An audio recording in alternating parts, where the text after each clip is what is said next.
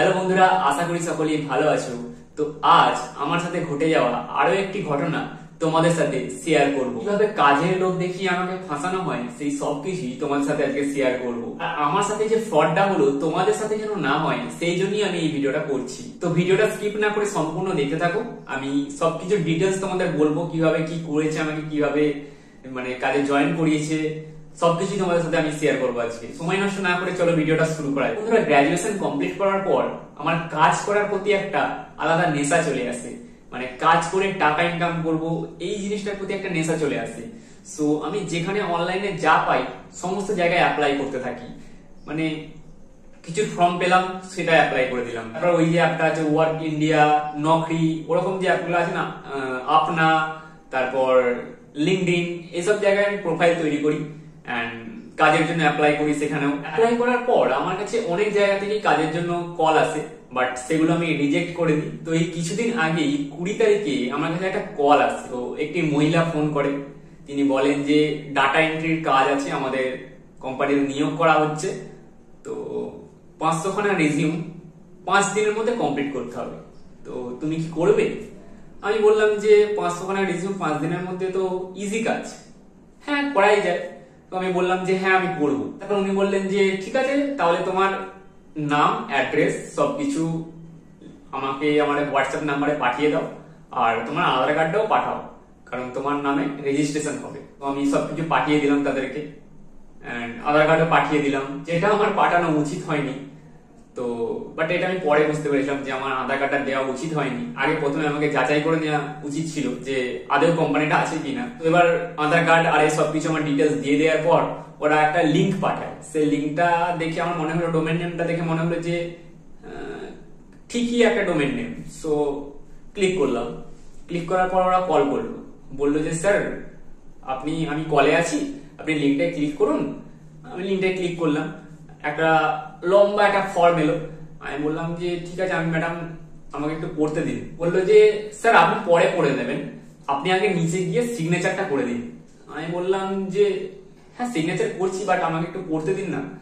বললো যে sir problem নেই, আপনি পরে পড়ে নেবেন। আমি ভাবলাম যে পরে পড়তে বলছে, কিছু একটা লাগছিল, বাট মনে হলো যে ঠিক আছে করে দিই। তারপরে নিচে গিয়ে সিগনেচার করে দিলাম, সেভ অ্যাজ ফাইলে করে সাবমিট করে দিলাম। তো উনি বললেন ঠিক আছে স্যার, আপনার রেজিস্ট্রেশন হয়ে গেছে। তারপর উনি একটা ওয়েবসাইটের একটা লিঙ্ক দিল হোয়াটসঅ্যাপে, আর আমার আইডি আর পাসওয়ার্ড ওরাই পাঠিয়ে দিল। আইডি পাসওয়ার্ড পাঠিয়ে দিল, পাসওয়ার্ডও চেঞ্জ করা যাবে না। ওখানে আমার সমস্ত ব্যাংকের ডিটেলস আর সবকিছু দিতে হতো, তাও বুঝতে পারিনি যদিও। বাট লিঙ্কে ক্লিক করার পর আমার অ্যাকাউন্ট খুললো। অ্যাকাউন্ট খোলার পর দেখলাম ওয়ার্ক বলে সেকশন আছে। ওখানে আমি ওদেরকে জিজ্ঞাসা করলাম যে আমি কি কাজ শুরু করে দেবো? বললো যে হ্যাঁ স্যার, আপনার কাজ শুরু হয়ে গেছে, আপনি কাজ শুরু করে দিন। তো আমি ভাবলাম যে 5 দিনের মধ্যে যেহেতু কমপ্লিট করতে হবে, তাই শুরু করে দিই। তো সেই দিনই কাজ শুরু করে দিয়েছিলাম 20 তারিখে। তো তখন বসে প্রায় 20টা কাজ আমি কমপ্লিট করে ফেলেছিলাম। তখন একটার পেছনে প্রায় মোটামুটি 15 থেকে 17 মিনিট টাইম লাগছে। মাঝে মাঝে ওই ওয়েবসাইটের প্রবলেম হচ্ছিল, যে ওয়েবসাইটটা খুলছিল না। আমি ওদেরকে জানাচ্ছিলাম, ওরা বলছিল যে টেকনিক্যাল প্রবলেম আছে, তাই আমি কাজ করতে পারছিলাম না। তো তার পরের দিনে আমার কম্পিউটার এক্সাম ছিল, যে আমি সেদিনে করতে পারিনি। আর তারপরের দিনেও আমি বাড়িতে ছিলাম না, তো সেই দিনেও আমি কাজ করতে পারিনি। তাই ভেবেছিলাম যে হয়তো কাজটা কমপ্লিট হবে না 5 দিনের মধ্যে। এবার 4 দিনের দিন আমি হিসাব করে দেখলাম 5 দিনের মধ্যে 500 খানা রিজিউম কমপ্লিট করা কখনোই পসিবল নয়। কারণ একটা করতে যদি 15 থেকে 17 মিনিট টাইম লাগে, তাহলে আমি একটা 15 মিনিট হচ্ছে না, আমি 10 মিনিটে ধরছি। তো একটা করতে যদি 10 মিনিট টাইম লাগে, তাহলে 1 ঘন্টায় হবে 6টা। তাহলে পার ডে যদি আমি 10 ঘন্টা নয়, আমি যদি 15 ঘন্টাও কাজ করি, 100 খানা কমপ্লিট হবে না। বাট একটা মানুষ কখনো কম্পিউটারের সামনে বসে 15 ঘন্টা টানা কাজ করতে পারবে না। তাও আমি ধরছি, বাট হয় না, এটা এইভাবে হয় না যদিও। তো আমি বললাম যে আমাকে আরো ডেট দিন, এক্সট্রা ডেট দিন, যে আমি কাজটা করে আমরা দিয়ে দেবো, আমাদের 5 দিনের মধ্যে কমপ্লিট হবে না। তখন উনি আমাকে বললেন যে হ্যাঁ ডেট তো নিতেই পারেন, বাট একদিনের জন্য আপনাকে 1150 টাকা পেমেন্ট করতে হবে। কিন্তু সেই পেমেন্টটা হবে রিফান্ডেবল পেমেন্ট, আমি পেমেন্ট করার পর তারা রিফান্ড করে দেবে সেই টাকাটা। বাট আমি জানি যে হয়তো স্ক্যাম হতে পারে, তো আমি টাকা পেমেন্ট করিনি। আমি কি করেছি, তাদেরকে ব্লক করে দিয়েছি সব জায়গা থেকে, সমস্ত জায়গা থেকে ব্লক করে দিয়েছি, হোয়াটসঅ্যাপ কল সব সমস্ত জায়গা থেকে ব্লক করে দিয়েছি। তারপর 24 তারিখে ওটা হয়েছে, তো 25 তারিখ বাদ দিয়ে 26 তারিখে আমার কাছে দুটো কল আসে। আমি সেই সময় অন্য একটা কাজ করছিলাম আর আমার ফোনটা সাইলেন্ট ছিল, সেই জন্য আমি শুনতে পাইনি। পরে যখন আমি ফোনটা হাত দিই তখনই আরো একটা অন্য নাম্বার থেকে কল আসে। তো উনি বলেন যে মানে আমাকে, তো লাস্টে যে ফোনটা করেছিল সেটা হচ্ছে সেই মেয়েটা যে আমাকে হায়ার করেছিল। তো উনি আমাকে বলেন যে আপনাকে 5 দিন টাইম দেওয়া হয়েছিল, আপনি 5 দিনের মধ্যে কাজটি কমপ্লিট করতে পারেননি, সো কোম্পানি আপনাকে ফোন করেছে, আপনি ফোনটাকে রিসিভ করেননি। তখন আমার ভয় লাগলো একটু যে হ্যাঁ সত্যি তো কাজ করিনি, বাট আমি আগে থেকে আমি জানিয়ে দিয়েছিলাম ওদেরকে মেল করে যে আমি কাজটা করতে পারবো না, বাট সেই মেলের কোনো রেসপন্স আসেনি, সেটা বাদ দিলাম। তারপর আমি দেখলাম যে সত্যি কল এসেছিল, সো কল করলাম তাদেরকে। কলটা করার পর আমাকে তিনি বললেন যে তিনি হলেন নাকি অ্যাডভোকেট রাজত কুমার ঠাকুর না কি একটা ছিল, বেশ ভুলে গেছি যদিও। বললো যে আমি দিল্লি কোর্টের উকিল। মানে আমি এতটাই ডাম বয় যে আমি এটাও বুঝতে পারলাম না যে উনি বললেন যে কোম্পানি থেকে ফোন করেছিল, বাট আমি যখন কল করলাম তিনি বললেন যে একজন উকিল। তো তিনি আমাকে বললেন যে তুমি কি শুভম পান? আমি বললাম হ্যাঁ। বললো তুমি এই কোম্পানির থেকে কাজ নিয়ে কাজ করোনি, তো সেই জন্য কোম্পানি তোমার নামে একটা কেস করেছে, সেই কেসের জন্য আমার কাছে মেসেজ এসেছে, তো তাই জন্য তোমার নামে কেসটা আমি সাবমিট করে দিচ্ছি। আমি বললাম কেস হয়েছে, বাট আমি তো ওদেরকে এক্সট্রা ডেট চেয়েছিলাম, ওরা এক্সট্রা ডেট দেয়নি। তো এক্সট্রা ডেট দেয়নি নয়, মানে এক্সট্রা ডেটের জন্য 1200 টাকা করে চার্জ করছিল, সো আমি তাই জন্য নিইনি। উনি বললেন যে ওসব আমি জানি না, আমার কাছে কেস এসেছে, তো আমি তোমাকে দিল্লি কোর্টে চালান করবো। তো উনি আমাকে বললেন যে তুমি কি এনওসি নিতে চাও কোম্পানি থেকে? আমি বললাম হ্যাঁ নিতে চাই। মানে এনওসি মানে হচ্ছে নো অবজেকশন সার্টিফিকেট, মানে তোমার নামে কোনো কেস নেই সেটা। আমি বললাম যে হ্যাঁ আমি নিতে চাই। বলছি ঠিক আছে আমি কোম্পানিকে কল করছি, তুমি কলে থাকো। তো তখন উনি আবার কোম্পানিতে কল করলেন, মানে ওই মেয়েটাকে কল করলেন। তো ওই কোম্পানির মেয়েটা আমাকে তখন বললো যে তোমার উপর পেনাল্টি চার্জ হয়েছে 5,500 টাকা প্লাস 18% জিএসটি, টোটাল হচ্ছে 6,490 টাকা তোমাকে পেমেন্ট করতে হবে, তবেই আমি তোমাকে এনওসি দেবো। আমি ভাবলাম যে 6,490 টাকা কিসের হয়ে গেল আবার।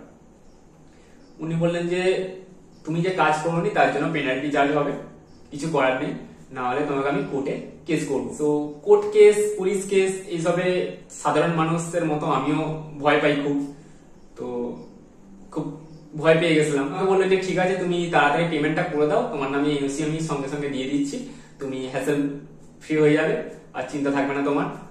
আমি ভাবলাম যে আমার কাছে তো টাকাই নেই, আমি পেমেন্টটা করবো কোথা থেকে? 6,490 টাকা, 600-500 টাকা নয়। সেখান থেকে আমাকে অনবরত আমাকে হুমকি দিতে থাকলো যে তাড়াতাড়ি টাকাটা পেমেন্ট করো, নাহলে কিন্তু তোমার নামে বড় কেস হয়ে যাবে। সেই সময় খুব ঘাবড়ে গেছিলাম, আর আমি খালি বলছিলাম যে ঠিক আছে আমি টাকা পেমেন্ট করছি, আমি ব্যাংকে এসেছি, আমি টাকা পেমেন্ট করছি, আমি এইভাবে ওদেরকে মেসেজ করছিলাম। বাট আমি টাকা পেমেন্ট করতামই না, কোনো মতেই আমি টাকা পেমেন্ট করতাম না, যতই ভয় পেতাম। মানে ভয় তো পেয়েছিলাম, বাট টাকা আমি পেমেন্ট করতাম না। তারপর বাড়িতে সবকিছু জানাই, একটু ভয় পেয়েছিলাম, কেস করবে বলছে। তো তাই আমার একটা চেনা পরিচিত উকিলের সাথে আমি কন্ট্যাক্ট করি, তার নাম বলছি না। তো উনি বলেন যে ঠিক আছে আমাকে যা যা পাঠিয়েছে তুমি পাঠাও। আমি তাকে পাঠাই। ও হ্যাঁ সরি, মেন কথাটা তো বলাই হলো না। তারপর উকিলটা আমাকে বললো, মানে ওই যে দিল্লি কোর্টের যে অ্যাডভোকেট বলেছিল, যে কি নাম বেশ, রজত কুমার ঠাকুর নাকি, যাই হোক, তিনি আমাকে বলেছিল যে 4টের মধ্যে টাইম দিচ্ছি, যদি না টাকা পাঠাতে পারো তোমার নামে এক্ষুনি লিগাল কেস যাবে একটা। তারপর তো আমি টাকা পাঠাইনি, সো আমার ফোনে একটা মেসেজ এসেছিল, এই মেসেজটা লিগাল কেস। তো তখনই ভয় পেয়ে আমি ওই আমার চেনা পরিচিত উকিলকে কল করি। তারপর তিনি বললেন যে এসব ভয় পাওয়ার দরকার নেই, এগুলো ফ্রড।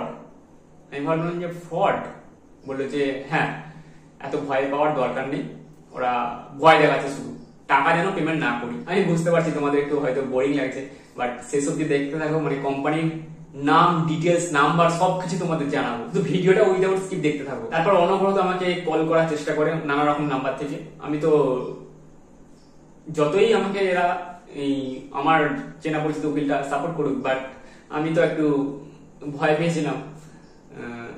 তো কল বারবার আসছিল, আমি কল আর রিসিভ করিনি তাদের। তারপরে এই সবকিছু আমার বাড়িতে জানানোর পর আমার মামাকে জানাই। তো কারণ আমার মামার চারিদিকে জানাশোনা আছে, তো আমি ভাবলাম যদি কিছু হেল্প করতে পারে, তাই আমি কল করেছিলাম। কল করার পর সবকিছু ডিটেলসে বললো যে ভয় পাওয়ার দরকার নেই, টাকা পেমেন্ট করবি না, আর সাইবার সিকিউরিটি অফিসে গিয়ে কমপ্লেন করে একটা। তো তারপর আমার এই সবকিছু ডিটেলস একটা কাগজে লিখে নিয়ে যাই, সাদা কাগজে, অ্যান্ড সেখানে যাই। ওখানে যাওয়ার পর একটা পুলিশ আসলো, অ্যান্ড পুলিশটাকে দেখালাম, বললাম যে আমার সাথে এই হয়েছে, লিখে এনেছি। বললো যে কি লিখে এনেছিস দেখি। পড়ার পর আমাকে বললেন যে টাকা পেমেন্ট করেছেন কি? আমি বললাম যে না, টাকা পেমেন্ট করিনি। বলছে তাহলে ঠিক আছে, বাড়ি চলে যাও, সমস্যা নেই, ভয় পাওয়ার দরকার নেই, কিচ্ছু হবে না।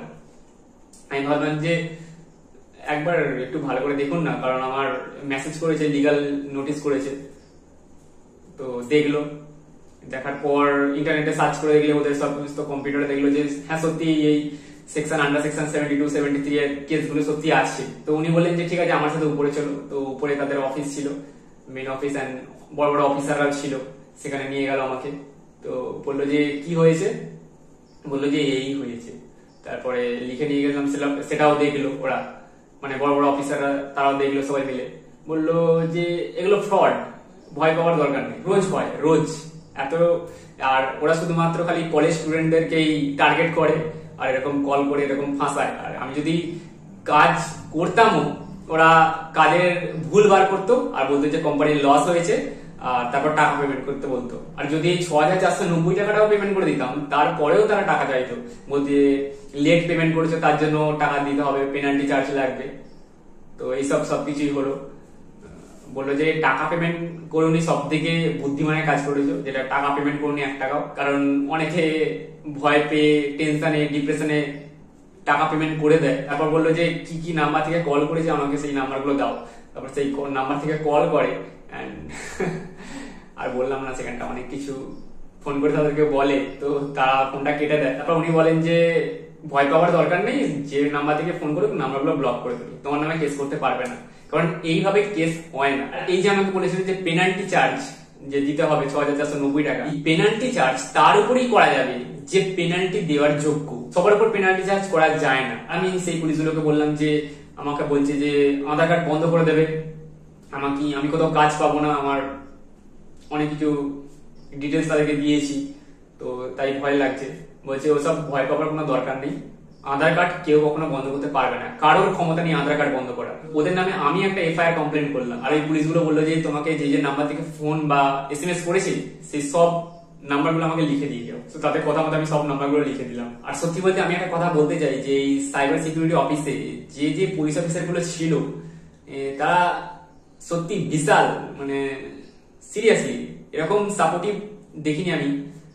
সত্যি খুব সাপোর্ট করে, তারা সাপোর্ট করে কি, মানে সাপোর্ট করেছে আমাকে, এতটাই ভালোভাবে সবকিছু বুঝিয়ে দিল যে মানে আমার তারপর থেকে আমার আর কোনো ভয় লাগেনি। ওদের সাথে সামনাসামনি কথা বলার পর তারপর আমার কোনো ভয়, টেনশন কিচ্ছু লাগেনি। তারপর ওরা বলেছিল যে তোর নামে যা কেস হয় করতে বল ওদেরকে, তারপর আমরা আছি, আমরা সামলে নেবো, অত ভয় পাওয়ার দরকার নেই।